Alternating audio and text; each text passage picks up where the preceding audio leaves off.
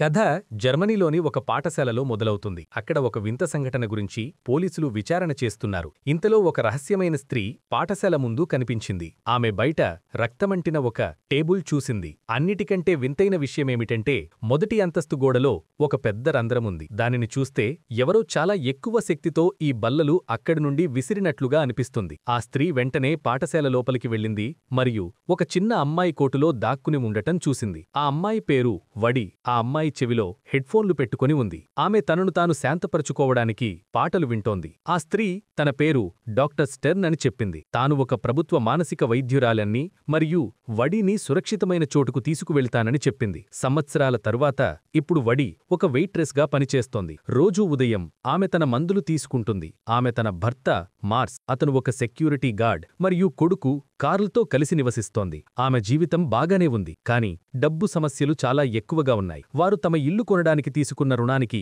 EMI కూడా కట్టలేకపోతున్నారు. ఈ కారణంగా వడి తన యజమానితో జీతం పెంచమని అడగాలని నిర్ణయించుకుంది. బ్రేక్ఫాస్ట్ తరువాత ఆమె తన భర్త మరియు కొడుకుకు వీడ్కోలు చెప్పి పనికి వెళ్ళింది. పని పూర్తయ్యాక ఆమె తన యజమాని ఆఫీసుకు వెళ్లి, నాకు ప్రమోషన్ కావాలి, నేనిక్కడ గత 3 సంవత్సరాలుగా పనిచేస్తున్నాను అని చెప్పింది. కానీ ఆమె యజమాని సూటిగా నిరాకరించింది మరియు వడికి ఇంకా ఎక్కువ నేర్చుకోవాల్సిన అవసరముందని చెప్పింది. ఇప్పుడు సరైన సమయం కాదని, కొంత సమయం తర్వాత మాట్లాడుకుందామని అంది. అంతేకాకుండా ఆమె వడికి మరింత పనిని పెంచింది. వడికి చెత్త పారవేసే పని అంటే చాలా అసహ్యం వేసింది. అయినప్పటికీ ప్రమోషన్ ఆశతో ఆమె ఆ పని చేసింది. ఆమె డస్ట్బిన్ బాక్స్ దగ్గరికి వెళ్ళినప్పుడు ఆ వ్యక్తి ఆమెకు ధన్యవాదాలు చెప్పి, నువ్వు మాలాంటి దానివి అన్నాడు. వడికి అతని మాటలు అంతగా అర్థం కాలేదు మరియు త్వరగా తన పనిని ముగించుకొని ఇంటికి బయలుదేరింది. ఇంటికి వెళుతున్నప్పుడు కొంతమంది ఆకతాయిలు ఆమెను ఆటపట్టించడం మొదలుపెట్టారు. వారు వెనుక నుండి ఆమెను పిలిచారు, కానీ వడి తన హెడ్ఫోన్లు పెట్టుకుని నేరుగా నడుస్తూనే ఉంది. కొన్ని నిమిషాల తరువాత వడి ఒక వంతెనను దాటుతోంది. అప్పుడే ఒక వ్యక్తి ఆమె వైపు పరిగెత్తుకుంటూ వచ్చాడు. ఆ వ్యక్తి మొదట ఆటపట్టించిన ఆకతాయిలలో ఒకరని వడి అనుకుంది. ఆమె తన సంచిని తిప్పి ఆ వ్యక్తిని కొట్టింది. కాని అతను ఆమె ఆహారమిచ్చిన అదే బిచ్చగాడు. ఆ బిచ్చగాడు తన పేరు మేరిక్ అని చెప్పాడు. మేరిక్ వడిని అడిగాడు, నువ్వు రోజూ నీ మందులు తీసుకుంటున్నావా? ఈ మనిషికి మందుల గురించి ఎలా తెలుసు అని వడి ఆశ్చర్యపోయింది. మేరిక్ ఆ మందులు నీ శక్తులను అడ్డుకుంటున్నాయని చెప్పాడు. వడికి ఆ బిచ్చగాడు పిచ్చివాడని అనిపించింది. కాని మేరిక్ తన మాటను నిరూపించడానికి వంతెనపై నుండి క్రిందకు దూకాడు. అతను కింద రోడ్డుపై పడ్డాడు. కాని అతనికి ఏ గాయమూ కాలేదు. అంత ఎత్తునుండి పడినా మేరిక్కు ఏమీ కాలేదు అని చూసి వడి ఆశ్చర్యపోయింది. కాని అప్పుడే పూర్తి వేగంతో వస్తున్న ఒక ట్రక్ మేరిక్ మీదుగా వెళ్లిపోయింది. ఇది చూసి వడికి పెద్ద షాక్ తగిలింది. ఎమర్జెన్సీ నంబర్కు కాల్ చేసి వెంటనే అక్కడ్నుంచి వెళ్లిపోయింది. తరువాత ఉదయం వడి డాక్టర్ స్టర్న్ థెరపీ సెషన్కు వెళ్ళింది. కాని ఆమె వంతెన వద్ద జరిగిన విషయం చెప్పలేదు. తనకి సూపర్ పవర్స్ ఉన్నట్లు ఒక వింత కల వచ్చిందని మాత్రమే చెప్పింది. కేవలం ఈ చిన్న మాటతో డాక్టర్ స్టర్న్ ఆమె మందులు కొంచెం పెంచాలని చెప్పింది. థెరపీ తర్వాత వడి ఇంటికి రాగానే ఇంటిని ఖాళీ చేయమని మరొక నోటీసు వచ్చింది. డబ్బు సమస్య బాగా పెరుగుతోంది. కాని ఏదో ఒకరోజు తనకు ప్రమోషన్ తప్పకుండా వస్తుందని వడికి పూర్తి నమ్మకం ఉంది. మరొకరోజు వడి చెత్తపారవేయడానికి వెళ్ళింది మరియు మేరిక్ను చూసింది. అతను అప్పటికీ సజీవంగా పూర్తిగా బాగానే ఉన్నాడు. మేరిక్ కూడా ఒక విచిత్రమైన వ్యక్తి అని చెప్పాడు. ఇలాంటి వ్యక్తులకు వేరువేరు రకాల శక్తులు ఉంటాయి. మేరిక్కు ఎప్పటికీ నాశనం చేయలేని శరీరం ఉందని చెప్పాడు. ఇప్పుడు మేరిక్ నిరూపించాక వడీతో మందులు తీసుకోవడం ఆపమని చెప్పాడు. రాత్రి వడి తన మందులను టాయిలెట్లో పారేసింది. తర్వాతి కొన్ని రోజుల్లో వడీకి వింతగా అనిపించడం మొదలయ్యింది. పనిచేస్తున్నప్పుడు ఆమె శరీరంలో చాలా నొప్పిగా ఉండేది. ఒక కస్టమర్ కోసం భోజనం తయారు చేస్తుండగా ఆమె పొరపాటున స్టీల్ ట్రేను వంచేసింది. తనకు సూపర్ స్ట్రెంత్ ఉందని త్వరలోనే ఆమెకు అర్థమైంది. ఎవరూ చూడకుండా ఆమె ఆ ట్రేను దాచిపెట్టింది. ఆమె ఇంటికి వెళ్తున్నప్పుడు అదే ఆకతాయి గూండాలు ఆమెను ఆటపట్టించడం మొదలుపెట్టారు. వడి, నన్ను ఒంటరిగా వదిలేయండి అని చెప్పింది. కాని వారి నాయకుడు వడిని తోసేశాడు. వడి కోపంతో అతన్ని చాలా తేలికగా దూరం విసిరికొట్టింది మరియు మిగతావారు కూడా దాడి చేయగా వడి అందరినీ ఒక్కొక్క గుద్దితో పడేసింది. మొదటిసారిగా వడి తనకు స్వేచ్ఛగా మరియు సంతోషంగా ఉందని భావించింది. మరుసటి ఉదయం వడి చాలా సంతోషంగా తన పని చేసుకుంటోంది. అప్పుడే డాక్టర్ స్టెర్న్ చెప్పకుండానే అక్కడికి వచ్చి వడీ థెరపీ సెషన్కు రావడం లేదని అంది. ఆమె వడీకి తన మందుల వల్ల కలిగే ప్రయోజనాలను వివరించింది. వడీకి అనుమానం ఉన్నా వచ్చే వారం నుంచి తప్పకుండా వస్తానని వాగ్దానం చేసింది. డాక్టర్ వెళ్లగానే బాస్ వడీ దగ్గరికి వచ్చింది. ఆమె చేతిలో వంగిపోయిన అదే ఉక్కు ట్రే ఉంది. ఇది నువ్వే చేసి ఉంటావని నాకు తెలుసు అని వడీపై ఆరోపణ వేసింది. అంతేకాకుండా నీ జీతం నుంచి డబ్బులు కట్ చేస్తాను అని చెప్పింది. అంది. ఈ మాటతో వడీకి కూపం వచ్చింది. ఆమె యజమాని షర్టు పట్టుకుని గాలిలోకి లేపింది. ఒకవేళ నువ్వు నా డబ్బులు కట్ చేశావంటే బొద్దుగుమ్మ జీవితాంతం పశ్చాత్తాపపడతావు అంది. ఈ చర్యతో భయపడిన యజమాని ఆఫీసులోకి పారిపోయింది. దీని తర్వాత వడీ మెరిక్ను కలవడానికి వెళ్లి తన శక్తుల గురించి అడిగింది. ప్రపంచంలో తమలాంటి వారు చాలామంది ఉన్నారని మెరిక్ చెప్పాడు. కాని ప్రభుత్వం అదే మందులు ఇచ్చి వారి శక్తులను దాస్తోందని చెప్పాడు. వడీకి మరింత నిజం తెలియాలంటే ఆమె థెరపీ బిల్డింగ్ను పరిశోధించాలని సూచించాడు. వడీ భవనం దగ్గరికి వెళ్ళింది. కాని అది పూర్తిగా మూసి ఉంది. శబ్దం చేయకుండా లోపలికి ఎలా వెళ్లాలని ఆమె ఆలోచించడం మొదలుపెట్టింది. అప్పుడు ఆమెకు ఒక సూపర్ హీరో సినిమా గుర్తొచ్చింది. అందులో హీరో ఒక భవనం నుంచి మరొక భవనంపైకి దూకుతాడు. వడీ కూడా నేను కూడా చేయగలనేమో అనుకుంది. మరియు నిజంగానే జంప్ చేసి భవనం లోపలికి దూరింది. లోపల వడీకి చాలామంది పేషెంట్ల రికార్డులు ఉన్న ఒక ఫైలు దొరికింది. అందులో తనతో కలిసి పనిచేసే ఎల్మార్ అనే వ్యక్తి ఫైల్ కూడా ఉంది. ఇది చూసి ఎల్మార్ కూడా ఒక విచిత్రమైన వ్యక్తి అని వడీకి అనుమానం వచ్చింది. వడీ అతని ఇంటికి వెళ్ళింది మరియు అతను తన మందులు తీసుకోబోతున్నట్లు చూసింది. వడీ అతన్ని ఆపి ఈ మందులు నీ శక్తులను ఆపుతున్నాయి అని చెప్పింది. సహజంగానే ఎల్మార్కు కూడా ఈ విషయం చాలా వింతగా అనిపించింది. కాని అతను సూపర్ హీరో సినిమాలకు పెద్ద అభిమాని. అందుకే అతను వడీ మాట విని ఒప్పుకున్నాడు. అంతేకాకుండా అతను తన తండ్రి మరియు సవతి తల్లితో కలిసి ఉండి విసిగిపోయాడు. వాళ్లు ఎప్పుడూ అతన్ని చిన్నచూపు చూసేవారు. ఒకవేళ తనకి నిజంగా శక్తులు ఉంటే ఇంట్లో తన గౌరవం పెరుగుతుందేమో అని అనుకున్నాడు. అందుకే ఇకపై మందులు తీసుకోను అని వాగ్దానం చేశాడు. మరొక రోజు గడిచిపోయింది మరియు ఇప్పుడు వడీ మరింత శక్తివంతంగా మరియు నమ్మకంగా భావిస్తోంది. ప్రమోషన్ అడగడానికి ఆమె దబాయిస్తూ యజమాని ఆఫీసులోకి వెళ్ళింది. కాని ఆమె యజమాని ఏదైనా మాట్లాడకముందే వడీ అవును నా జీతం పెంచినందుకు ధన్యవాదాలు మరియు నేను పని చాలా బాగా చేస్తాను అని అంది. ఆ రోజు చివర్లో ఆమె ఎల్మార్ను కలిసింది. అతను కూడా మందులు తీసుకోవటం మానేశాడు. తరువాతి రోజు ఎల్మార్ వడీ ముందు ఒక దీపాన్ని పైకి ఎత్తి తన మెదడు శక్తితో దానిని ఆన్ చేశాడు. మందులు ఆపగానే తన శరీరం నుంచి విద్యుత్తు వస్తుందని ఎల్మార్కు అర్థమైంది. ఇదే అతని సూపర్ పవర్. వారిద్దరూ రాత్రి బయటకు వెళ్లి మాట్లాడుకున్నారు మరియు చిన్నప్పటి నుంచే తమ శక్తులను అణిచివేయడం జరుగుతోందని వారికి అర్థమైంది. ఎల్మార్ అయితే తమ శక్తి దేవుడు ఇచ్చిన బహుమతి అని, మార్వెల్ సూపర్ హీరోల మాదిరిగా తమలాంటి వారు ఏదైనా గొప్పగా చేయడానికి పుట్టారని పూర్తిగా నమ్మాడు. కాని వడీ ముందుగా తన డబ్బు సమస్యను పరిష్కరించుకోవాలని అనుకుంది. ఈ కారణంగా వారు ఒక ఏటీఎం దగ్గరికి వెళ్లినప్పుడు వడీ దానిని తన్ని తెరిచి ఇంటి ఈఎంఐ కట్టడానికి డబ్బులు తీసుకుంది. ఆ తర్వాత ఆమె ఎల్మార్తో కొన్ని డబ్బులతో ఆనందించడం కూడా అవసరమే కదా అని చెప్పి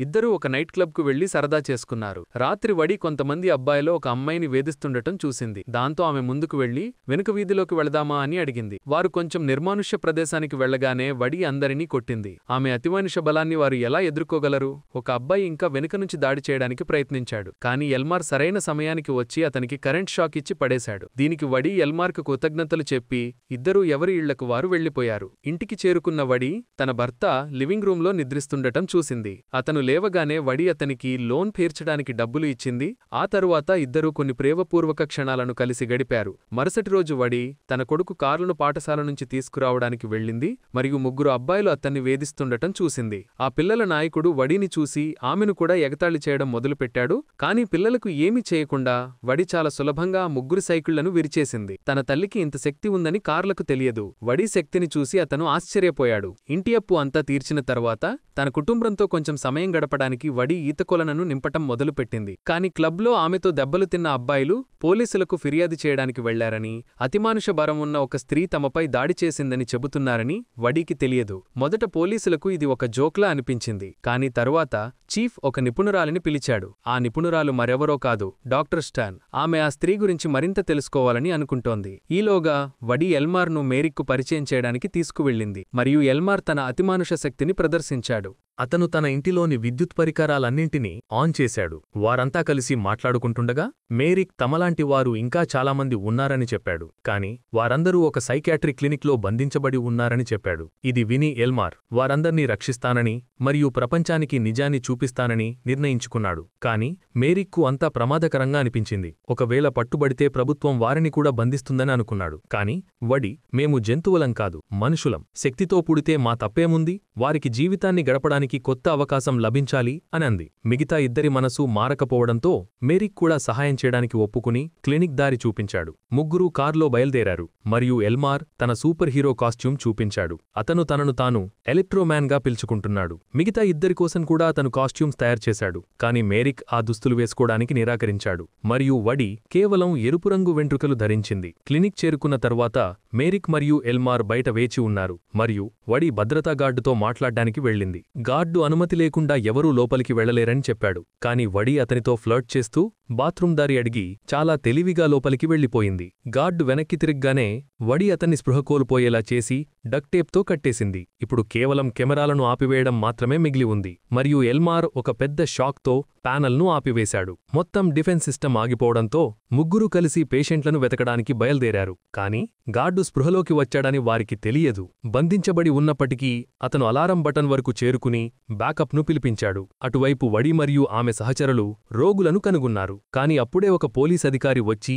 తుపాకీ ఎత్తి అందర్నీ లొంగిపోమని చెప్పాడు. వడి ఒక బల్లను అతని వైపు తోసింది మరియు వెంటనే పోలీసధికారి కాల్పులు జరిపాడు. అది మేరిక్కు తగిలింది. కాని అతనికి ఎటువంటి నష్టం జరగలేదు. అలారం మోగడం మొదలైంది మరియు ఇప్పుడు ముగ్గురు పారిపోవడానికి ప్రయత్నించారు. కాని చాలామంది పోలీసులు తుపాకులతో వారిని చుట్టుముట్టారు. అప్పుడే బయట భారీ వర్షం పడ్డం మొదలైంది మరియు ఎల్మార్ దానిని ఉపయోగించుకుని ఎలక్ట్రిక్ ఛార్జ్ని ఉత్పత్తి చేశాడు. అది పోలీసులందర్నీ స్పృహ కోల్పోయేలా చేసింది. చివరికి వారంతా పారిపోయారు. కాని వడి కొంచెం కంగారు పడ్డం మొదలుపెట్టింది మరియు వెంటనే కారు ఆపమని చెప్పింది. ఆమెకు భయం వేసింది. విద్యుత్ షాక్తో పోలీసులు చనిపోయి ఉంటారేమోనని. మేరిక్ ఎల్మార్ను తన శక్తులను నిర్లక్ష్యంగా ఉపయోగించినందుకు మందలించాడు. మేరిక్కి అతని అసంపూర్తి మాటలు అర్థం కాలేదు. ఏమైనా ఈ శక్తి దేవుడు ఏదో ఒక ఉద్దేశం కోసం ఇచ్చాడని అతను నమ్మాడు. కాని వడీకి చాలా బాధగా అనిపించింది మరియు అన్నీ మరిచిపోయి తన కుటుంబం దగ్గరికి తిరిగి వెళ్లాలని నిర్ణయించుకుంది. ఆమె తన పొరుగువారిని పిలిచి తన కుటుంబంతో సమయం గడపటానికి ఇంట్లో ఒక పార్టీ ఏర్పాటు చేసింది. కాని ఎల్మార్ తన శక్తులను ఉపయోగించటం ఆపకూడదు అనుకున్నాడు మరియు మేరిక్ తన్ను ఆపడానికి ప్రయత్నిస్తాడేమోనని ఎక్కడో ఒకచోటు భయపడ్డాడు. అందుకే అతను డాక్టర్ స్టర్న్స్ దగ్గరికి వెళ్లి నేను థెరపీని కొనసాగించాలనుకుంటున్నాను అని చెప్పాడు. నాతో ఒక వింత విషయం జరిగింది. ఒక బిచ్చగాడు ఉన్నాడు. అతను నాతో మందులు ఆపేసి చూడు అని అన్నాడు అని కూడా చెప్పాడు. ఇది విని డాక్టర్ స్టర్న్ ఆ మనిషి ఎవరు అని అడిగింది. ఎల్మార్ చాలా తెలివిగా ఆమెకు మేరిక్ ఉన్న చోట్లు చెప్పాడు. కొన్ని గంటల తర్వాత చాలామంది ఏజెంట్లు తుపాకులతో మేరిక్ స్థావరానికి చేరుకున్నారు. అతను పారిపోవడానికి ప్రయత్నించాడు కాని పట్టుబడ్డాడు. వారు అతన్ని పట్టుకుని క్లినిక్కు తీసుకువెళ్లారు. వడీకి ఈ విషయం ఏమీ తెలియదు మరియు ఆమె తన కుటుంబంతో సమయం గడుపుతోంది. అప్పుడే ఎల్మార్ సూపర్ హీరో దుస్తులు ధరించి ఆమె ఇంటికి వచ్చాడు. వడి అతని లోపలికి పిలిచి నువ్విక్కడ ఏం చేస్తున్నావు అని అడిగింది. ఎల్మార్ మేరిక్ పట్టుబడ్డాడని మరియు తరువాత లక్ష్యం తామే అవుతామేమోనని భయపడుతున్నామని వడీకి చెప్పాడు. ఆ తరువాత మనల్ని మనం కాపాడుకోవడానికి నేను ఒక దారి కనుగొన్నాను అని చెప్పాడు. వాళ్ళిద్దరూ తమ శక్తులను కలిపితే ఎవరూ ఆపలేరని అందుకే తనతో రావాలని వడిని కోరాడు. వడి దానికి నిరాకరించింది. ఎందుకంటే ఆమె ఎవరికీ నష్టం కలిగించాలనుకోవటం లేదు మరియు తన కుటుంబాన్ని ప్రమాదంలోకి నెట్టాలనుకోవటం అస్సలు లేదు. ఎల్మార్కు ఆమె మాట నచ్చలేదు మరియు అతను కోపంగా అక్కడ్నుంచి వెళ్ళిపోయాడు. ఇది నా శక్తి, నేను ఎలా కావాలంటే అలా ఉపయోగిస్తాను, నన్ను ఎవరూ ఆపలేరు అని అతను నిర్ణయించుకున్నాడు. అటువైపు వడి ఇంట్లో ఆమె భర్త ఈ మనిషి ఎవరు, ఇతనికి ఏం కావాలి అని అడిగాడు. వడి ఇక నిజాన్ని దాచలేక ఎల్మార్ ఒక రకమైన సూపర్ హీరో, మాలాంటి శక్తులు ఉన్నవాళ్లను ప్రజలు విచిత్రమైన వ్యక్తులు అని పిలుస్తారు. కాని నా మానసిక వైద్యురాలు ఇచ్చిన మందుల వల్ల నా శక్తి అణిచివేయబడింది అని చెప్పింది. మార్స్ ఆమె మాట నమ్మలేదు మరియు నీకు భ్రమ కలుగుతోంది, నువ్వు మందులు సరిగ్గా తీసుకోవటం లేదు కదూ అని అన్నాడు. ఇది తెలుసుకొని అతను డాక్టర్ స్టర్న్కి ఫోన్ చేయడానికి ప్రయత్నించాడు. కాని వడి అతన్ని ఆపడానికి ప్రయత్నించింది. ఆమె కేవలం చిన్నగా నెట్టింది కాని ఆమెకు ఉన్న శక్తి చాలా ఎక్కువ. ఆమె అంత గట్టిగా నెట్టడం వల్ల మార్స్కి చేతికి గాయమయ్యింది. ఈ దృశ్యం చూసిన అతిథులు అందరూ ఆశ్చర్యపోయారు. వారి కొడుకు కార్లు కూడా అమ్మా నువ్వు ఎందుకలా చేశావు అని అడిగాడు. వడి తన తప్పు తెలుసుకుని ఇంటినుంచి పారిపోయింది. చాలాసేపు ఆలోచించిన తర్వాత ఆమె ఎల్మార్ని కలవాలని నిర్ణయించుకుంది. ఎల్మార్ ఈ సమయంలో తన ఇంట్లోనే ఉన్నాడు. అతని తండ్రి అతనితో మాట్లాడ్డానికి వచ్చి నా కొడుకు తన జీవితాన్ని నాశనం చేసుకుంటూ చూడడం విసుగ్గా ఉంది, బయటకు వెళ్లి ఏదైనా పని చెయ్యి, ఎప్పుడు ఈ కామిక్ పుస్తకాలెందుకు చదువుతావు అని అన్నాడు. ఎల్మార్ కూడా తన మనసులోని మాట చెప్పాడు. మా అమ్మ చనిపోయిన తర్వాత నేను మీ ప్రేమ కోసం తపించాను, కానీ దానికి బదులుగా నాకు ఎప్పుడూ మీ తిట్లు మరియు జీవితంలో ఏదో చెయ్యాలనే ఒత్తిడి మాత్రమే దొరికాయి. నేను ఏం చెయ్యాలనుకుంటున్నానో మీరు ఎప్పుడైనా అడిగారా అని చెప్పాడు. ఇది విని అతని తండ్రికి బాధ కలిగింది మరియు అతను క్షమించు అని చెప్పాడు. ఇద్దరూ ఒకరినొకరు కౌగిలించుకున్నారు. అంతా సవ్యంగా జరిగినట్లు అనిపించింది. కాని ఇప్పటికీ ఎల్మార్ మనసులో కోపం నిండి ఉంది. తన మనసులో సంవత్సరాలుగా పేరుకుపోయిన కోపం కారణంగా అతను తన తండ్రిని చంపేశాడు. అదే సమయంలో వడి అక్కడికి చేరుకుంది మరియు ఇది చూసి భయపడింది. కాని ఎల్మార్కు దాని గురించి ఏమీ పట్టలేదు. మనమిద్దరం ప్రత్యేకమైన వాళ్లం, ఈ ప్రపంచాన్ని పాలించడానికి మనం పుట్టాం అని అతను చెప్పాడు. కాని వడీకి ఇదంతా ఇష్టం ఇష్టం లేదు. ఆమె అక్కడ్నుంచి వెళ్లబోయింది. కాని ఎల్మార్ ఆమెను ఆపి విద్యుత్ షాకిచ్చి స్పృహ కోల్పోయేలా చేశాడు. కొన్ని గంటల తర్వాత వడీ ఒక గదిలో మంచానికి కట్టబడి లేచింది. ఆమె పక్కనే డాక్టర్ స్టెర్న్ కూచుని ఉంది. వడీ పారిపోవటానికి ప్రయత్నించింది. కాని డాక్టర్, నేను నిన్ను కేవలం రక్షిస్తున్నాను అని చెప్పింది. ముఖ్యంగా ఆ పాతి సంఘటన తర్వాత అని డాక్టర్ చెప్పగానే వడీకి చిన్నప్పుడు తన తల్లితో కలిసి ప్రిన్సిపాల్ ఆఫీస్కు వెళ్లిన విషయం గుర్తొచ్చింది. ప్రిన్సిపాల్ ఆమె హెడ్ఫోన్లను తీసుకున్నాడు. ఈ విషయంపై వడీకి చాలా కోపం వచ్చింది. ఆమె తన శక్తితో బల్లను ప్రిన్సిపాల్ వైపు నెట్టింది. దాంతో ప్రిన్సిపాల్ గోడను బద్దలు కొట్టుకుని బల్లతో సహా బయటకు పడిపోయాడు. ఇదంతా గుర్తు చేసుకుని వడీ చాలా బాధపడింది. డాక్టర్ స్టెర్న్ ఆమెతో, నువ్వు ఇతరులకు హాని కలిగించకుండా ఉండాలంటే నీకు ట్రీట్మెంట్ అవసరం అని అంది. ఆ తర్వాత డాక్టర్ స్టెర్న్ మార్స్తో కూడా మాట్లాడి తన కొడుకుకు కూడా శక్తులు వచ్చాయేమోనని ఒకసారి పరీక్ష చేయించుకోమని చెప్పింది. వడీ ఇప్పుడు డాక్టర్ మాట వినటం మొదలుపెట్టింది మరియు క్లినిక్కు ఎక్కువగా వెళ్లటం మొదలుపెట్టింది. రోజులు గడిచే కొద్దీ మందుల ప్రభావం వల్ల వడీ బలహీనపడసాగింది. కాని ఇప్పుడు ఆమె తన శక్తికే తానే భయపడటం మొదలుపెట్టింది. రాత్రి నర్స్ ఆమెకు మందు ఇవ్వటానికి రాబోతుండగా అప్పుడే ఎల్మార్ అక్కడికి వచ్చాడు. అతను వడీకి చిన్నతనంలో ఆమె దగ్గర ఉన్నట్లుగా ఉన్న ఒక మ్యూజిక్ ప్లేయర్ను ఇచ్చాడు. నీ నిజమైన స్వభావాన్ని అంగీకరించు మరియు ఇక్కడ్నుంచి బయలుదేరు అని అన్నాడు. కాని వడీ నిరాకరించింది మరియు సహాయం కోసం అరిచింది. అంతలో ఎల్మార్ అక్కడ్నుంచి వెళ్ళిపోతూ, ఒకరోజు నువ్వు నా దగ్గరికి తప్పకుండా వస్తావు అని చెప్పాడు. కొన్ని నిమిషాల తర్వాత నగరమంతా విద్యుత్ కోత ఏర్పడింది. విద్యుత్ కేంద్రంలో ఏదో సమస్య వచ్చింది. ఆ సమయంలో మార్స్ మరియు కార్ల్ ఇంట్లోనే ఉన్నారు. అప్పుడే ఎవరు తలుపు తట్టారు. తలుపు తెరవగానే ఎల్మార్ ఎదురుగా కనిపించాడు. మార్స్ అతన్ని గుర్తించి